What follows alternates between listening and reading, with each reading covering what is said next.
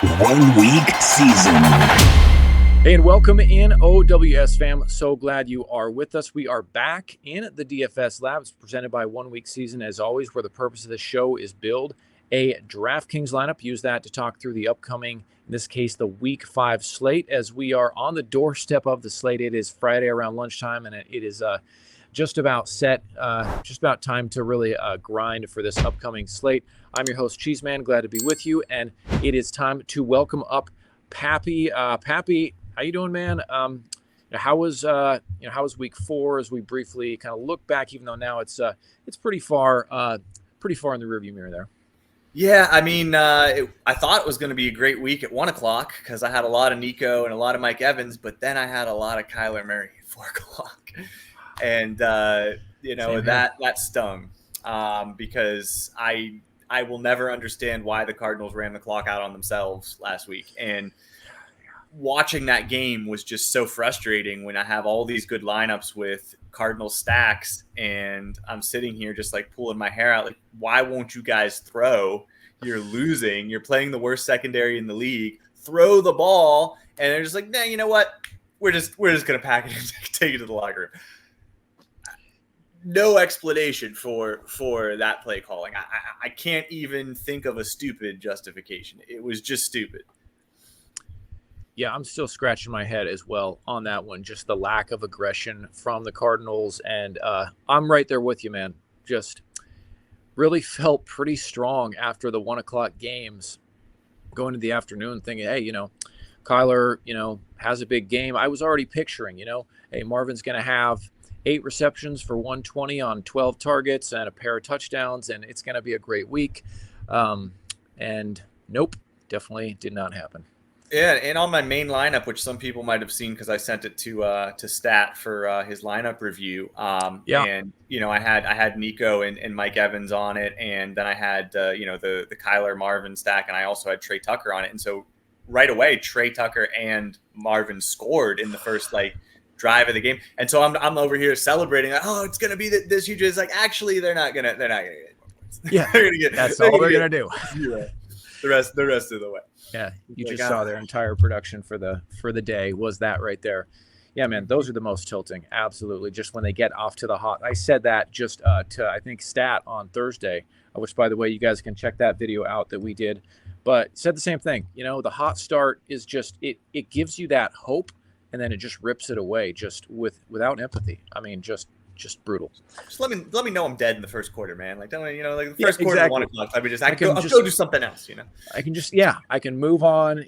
Just laugh through the pain. So, all right, man. Well, let's jump in and talk about the upcoming Week 5 for a minute, and I'll pull up.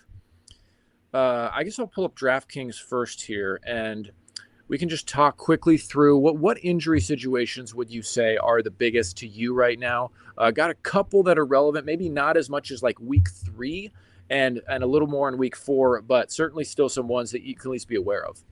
Yeah, so I don't know if there's more injuries this year than previous years. There's always injuries, but it feels like there's a lot this year. Jonathan Taylor is certainly one at the top of the heap. He, I think, is expected to sit at this point. Him sitting, theoretically opens up Trey Sermon as the starter there. And while I say theoretically, because he will be the starter, but the theoretically part doesn't just because he starts doesn't mean he's going to be any good. And right, we were talking a little bit before we got on here, and I said, I think I've probably over my career in DFS lost more money playing backups who stink because I felt like I got to play him. He's in the starter's role here. Than any other one thing, one concept. And so while you do feel like, well, I want to play the volume at the price, it's rough when they get 2.8 yards a carry and finish with 13 carries for 40 yards, and that happens a lot when the players aren't very good. So I'm a little nervous. I'm a little nervous about Sermon this week, falling into sort of that. Yeah, he should get the volume, but he stinks. But he's going to open up the volume. I mean, the value is going to be there.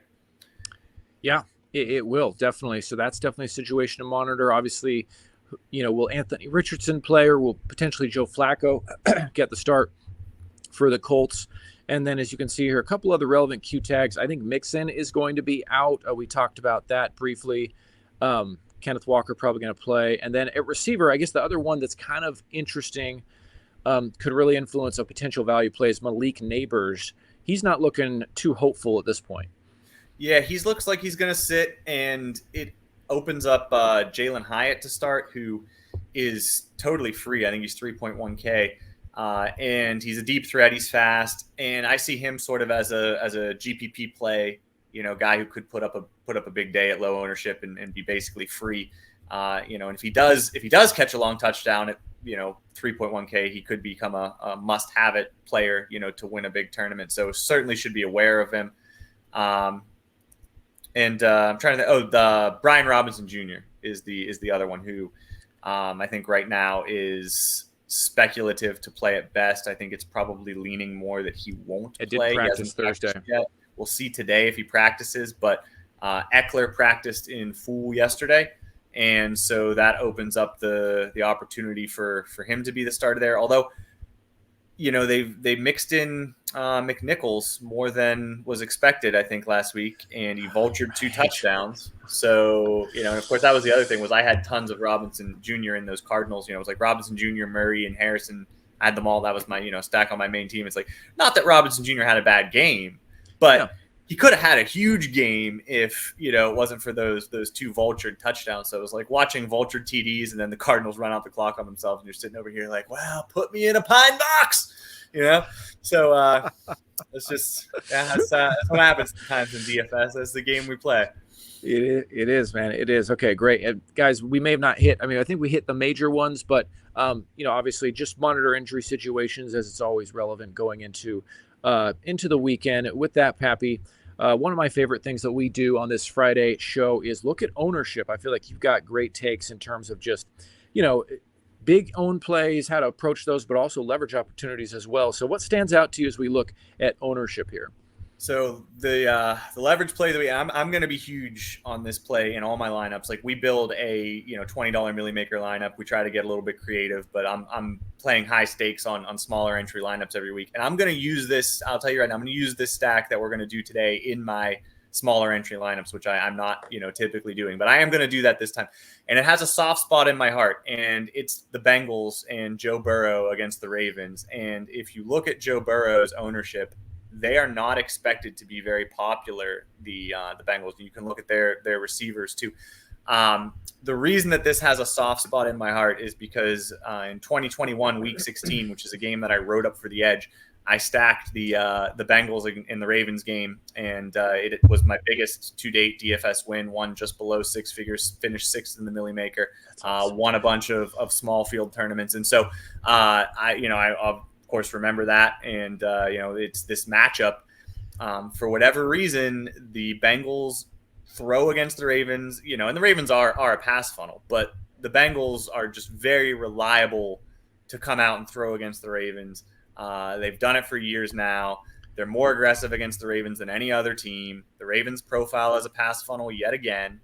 And so to me, think that's a very good spot to go in large field entries, small field entries, any entries really, because they're not supposed to be popular. If you go look at the wide receivers and look at the Bengals wide receivers, you can see like even Chase is only supposed to be around 10%. And I think Higgins is even lower than that. And if you go look at Higgins 5%, and then their third receiver is like non-existent in ownership too. His name is Ushivas was escaping me there for a second. Ushivas, 1%. Yeah, 1%. So when you look at that ownership, it's like people are sleeping on the fact that Joe Burrow is about to throw 60 times this game. I would be shocked if the Bengals come out and do anything other than throw. And especially when they're already one of the pass heaviest teams by PROE this year. I think it's like a sure thing they're going to throw a ton. And so I'm going to be all over that in every type of contest, every type of, everything, small entry, single entry, big fields. And so that one to me really stands out from an ownership perspective as like, why doesn't anyone want to play these guys? And it's not like it's a low total game. So I think it's going really overlooked. Yeah, I love that perspective. Baltimore, I think, is first in the league right now in rush defense. I think they're allowing under 60 rush yards a game, and I'm sure you saw that in your research. But yeah, I mean, it is interesting because it's true. Cincinnati more aggressive against Baltimore. Maybe it's the rivalry, but unless Cincinnati, I think you're right that Cincinnati will not, like, this stack will not fail for lack of pass volume in this spot. It would probably, if it fails, it'll be because Cincinnati just plays bad or Baltimore, just dominates and blows out Cincinnati. But I don't think it will fail for lack of Burrow throwing a huge number of times in this game. So I love that. Yeah, I think he's going to sling the rock. And so that's my big ownership take when I look at this. I mean, a lot of the guys that are chalk, I would expect to be chalk, and they're all good plays on paper. I don't think any of them are particularly bad plays. I mean, it's a sort of pick your Packer week. Everybody's going to be taking the Packers. I see the Packers hyped up a lot of places. They obviously have a good matchup against the Rams' poor secondary, and with Watson finally got injured like he always does. Now it's a little bit clearer who their starters are. And Love coming back, they're probably all a little underpriced. So they make perfect sense. Like, they're all good plays, and I'm sure I will have Packers exposure. But to me, I think if I'm looking at the Packers and I'm looking at the Bengals, when I factor in the heavy ownership on the Packers versus the low ownership on the Bengals, I feel just as certain, if not more certain, that the Bengals are going to throw more. So I like them from an ownership standpoint to go with the Bengals this week. Yeah, man, I love that. And yeah, cool. Well, let's jump into DraftKings here. Let's find kind of our favorite contest for this show, and that is it's the Big Millie. $20 entry, $1 million to first, and let's create a lineup here. So. Obviously you said you want to target the Bengals here. So you want to just go ahead and throw in Burrow and a couple of his receivers? We're doing it, right? We're not going to play Burrow's not running for touchdowns. So, we're not playing him on his own. And you can pretty much guess we're going to play Chase. Cause if we're stacking Burrow, we're going to play Chase. And then I think you can absolutely use Higgins if you want, but I'm going to go Ishavas for this one. There's no wrong way to play the Bengals receivers. I mean, if you want to do Chase, Ishavas, Higgins, you want to play them all. I mean, if you want to get really wild and play all three, I honestly think that you could. It's probably not optimal to do that, but you certainly could say, well, it's just a game where they throw 60 times and, I'm going to take all three. I might have a $20 entry where I do that. But this is going to be probably where I, start for my more serious or putting more money on the builds is going to be with these three or Higgins. And, I'm still up in the air between Higgins and Ishavas. I'll probably look at their props and how they move and all that stuff before I decide. But Chase will be pretty locked into my lineups.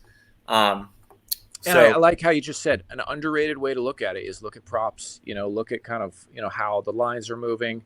I also like to kind of use that to get a sense of like, okay, who could have a big blow up weekend in terms of, receivers, running backs, whatever it may be. Yeah. The famous saying, man, the props lied, my bankroll died. So you got to be careful that you don't overuse just what props say. But by the same token, when you're looking at like a tiebreaker situation, like, I don't know if I want to play Higgins. I don't know if I want to play Ishavas. Like, that's where I like to use them and say like, okay, well, what's the market think?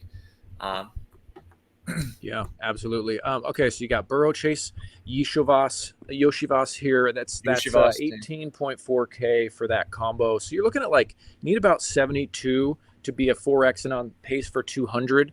So, Burrow, you'd hope for him to get 25 to 30, and then Chase, obviously. If you're rostering Chase at 8K, you're hoping he has, 30 to 40 fantasy points here, which that would get you there.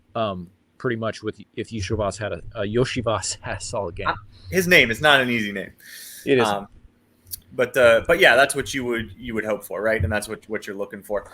And then to complete this stack with the Raven coming back here, and again, there's a lot of ways I think you can do this. I think you can play any of the Ravens pass catchers if you want, but I'm going to go ahead and say put in Derrick Henry, put in the King. Man. And the King has really been the King the last couple of weeks. He looks spry. And the Bengals run defense is not good. It is hashtag not good. They have been abused on the ground. I don't really see any reason that the Ravens won't have a run first game plan.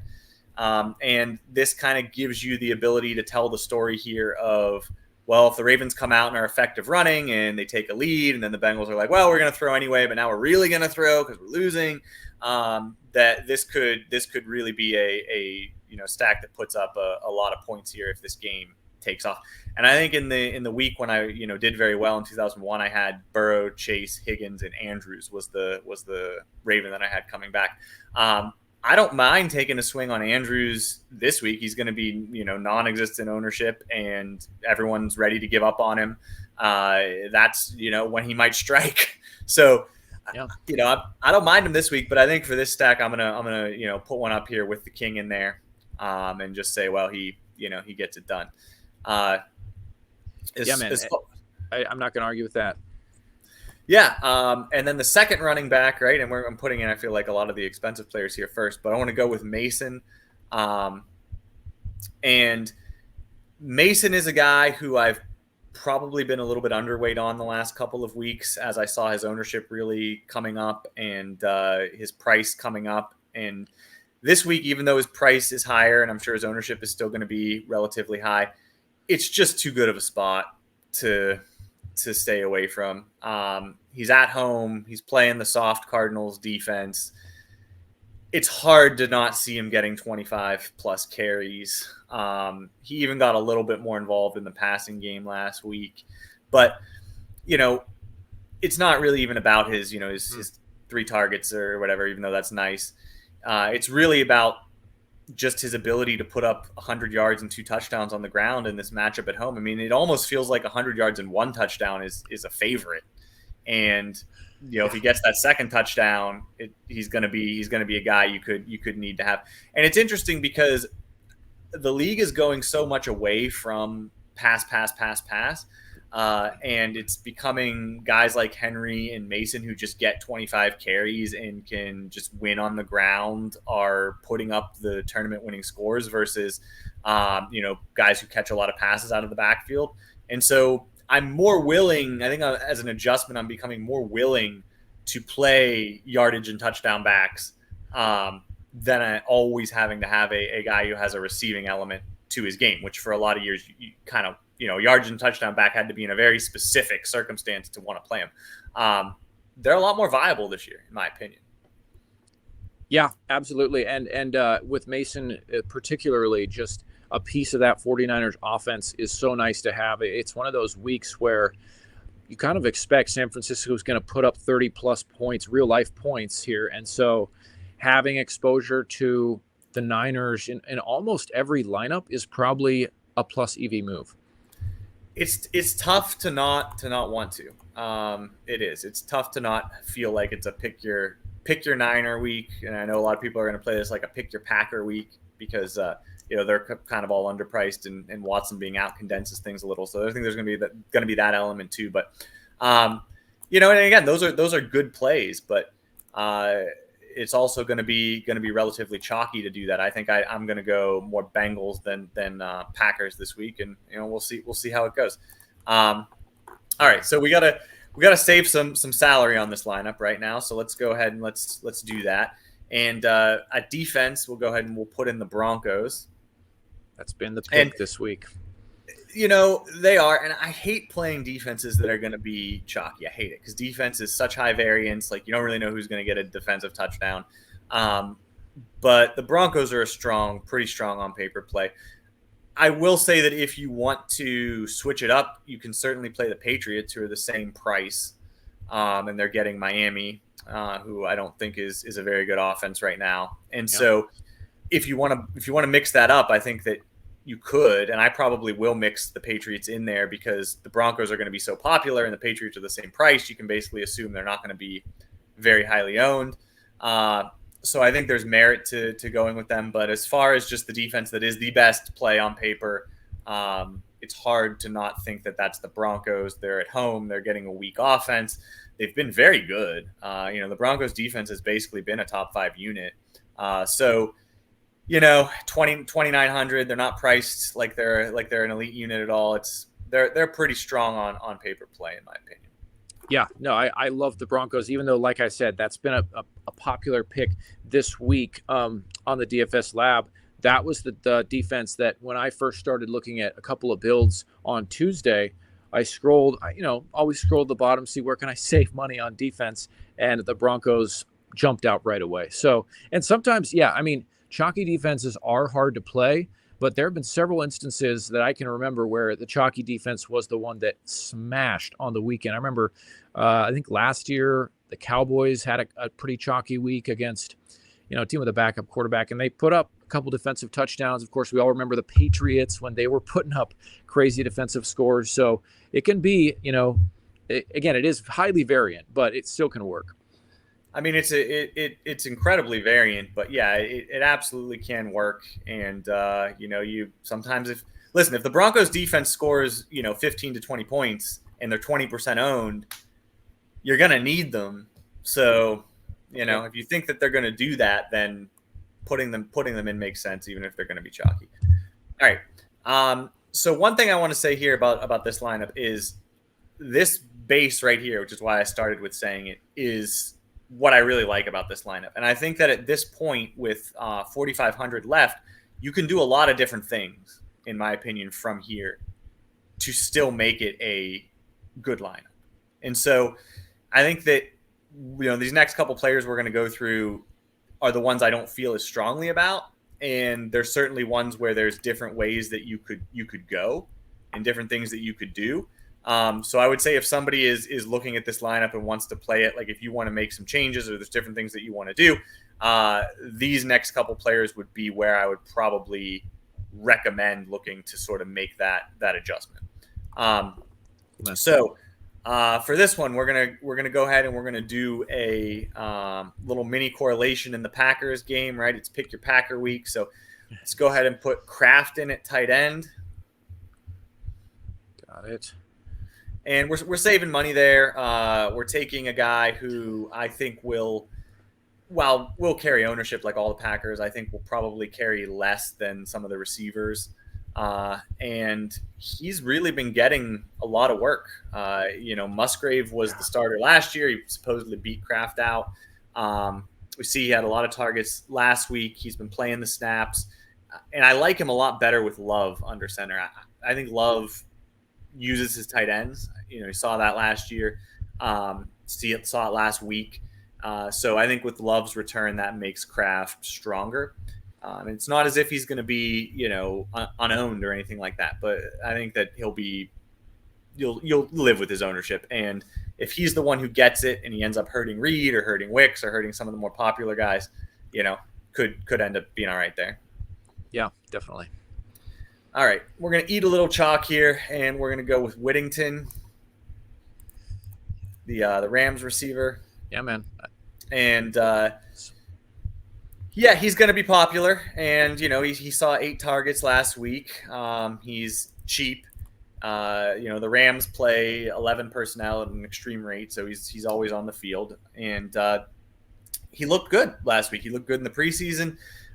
It seems like they're gonna utilize him as a primary offensive contributor, and gives you a little bit of a correlation in that game with Kraft. So you're saying if that game takes off, you have a guy on each side of it. So I think that's worth looking at there. All right, and now we get down to where we have 5,400 left, right? And again, I think there's a lot of different places you can go with this build and this money here. I mean, you can make a couple of adjustments, dropping down in salary off of somebody and coming up and getting like a Hubbard if you want to go up to 6,100 to get 3 running back build, which I think is more viable than it's ever been before. You can look to get Eckler, who I think is only 5,600 by making a slight adjustment, right, and playing him. So there's a lot of different ways that you can get some players in the 5 to 6K range that are pretty desirable. For this one, because we're building for the $20 Millie Maker, we're going to get a little bit more creative, and we're going to go ahead and plug Jerry Jeudy in. Okay. So Judy, you're like there's something you are seeing opportunity with that Browns passing attack. I think that they're gonna not pull a Cardinals and attack the weak secondary of the Commanders. And Judy's had a bit of a career renaissance. I mean, if you look at his stats this year, he's involved. He's seeing regular targets. I mean, 6 to 9 targets every single week. It looks like there's very little chance that he'll kill you. And when you factor in that he's got one of the best matchups that you can have against the Commanders secondary, hey, all it will take is for him to find the end zone for the first time and nothing else changing, where he's going to be a piece that you're probably going to want. And I don't think anybody's going to be on him. I think he's going to be like just a receiver who could post a 25-point game that nobody's going to have. And those are the type of guys you want to look for in the $20 Millie Maker type builds. And we'll see. I left $200 on the table here, which is totally fine, especially in Millie Maker build. You can leave $200 on the table really in any build, but certainly in a Millie Maker build. And it gives you, again, some flexibility here. Like if you want to make an adjustment to this lineup and use that $200 somewhere else, you certainly can. But I think you can play it this way, and it's totally fine as well. We're taking the two probably best spot yardage and touchdown backs at running back, guys who I think will get 100 in a touch, more often than not, and could get that second touchdown. You're going with the Bengals passing game stack, which I said I think they're going to throw, 60 times this week. I think the game plan is going to be to throw, and they're just going to come out throwing. And then we picked our Packer, right? We took Kraft, Yes, and tried to do a little mini correlation there with Whittington, playing a chalky but really good on paper defense, and then coming down into the flex and going with a receiver who I think has upside, that probably won't be very owned. And I going through that, I was not focusing on that Jerry Jeudy is playing at 1:00, but just to mention it, I do notice that he's playing at 1:00, and that if we were going to do that, there you go, you switch Whittington in there to the flex, so it looks a little bit more real. That's a lineup I will probably have in the $20 Millie Maker. I will probably make some adjustments to that and end up playing what will probably be relatively similar this week as my main lineup, where I have the bulk of my bet, because I do really love that Cincinnati stack. Yeah. No, this is great stuff, Papy. I like it a lot. And yeah, that Cincinnati game, there's a lot of good spots this week, and I think that's the highest total game. And the fact that it's going overlooked, just it gives you that opportunity to get that leverage. So great stuff once again. Any other thoughts before we ship this out and let all the viewers on YouTube get started on grinding for the weekend?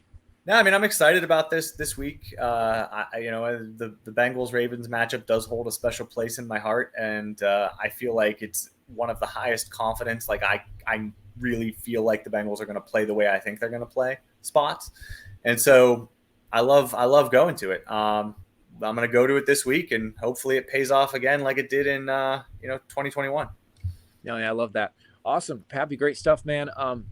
Appreciate the time, guys. Best of luck for week 5. Hope you find those right combos and building your lineups, and we will talk to you in the DFS lab next week. Papy, again, thanks for the time. Thanks for joining us. See you guys.